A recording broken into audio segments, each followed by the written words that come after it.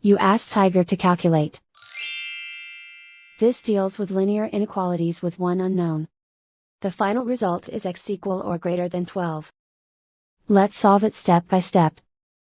Group all constants on the right side of the inequality.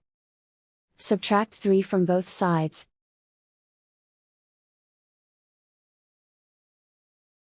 Simplify the arithmetic.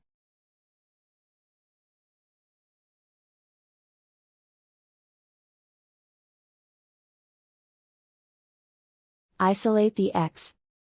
Multiply both sides by 4.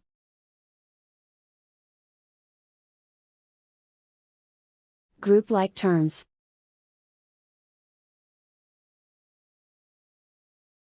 Multiply the coefficients.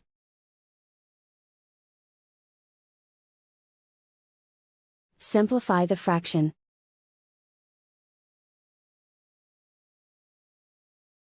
Simplify the arithmetic.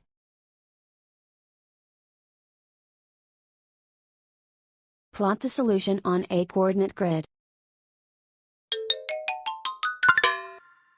And so the final result is x equal or greater than 12.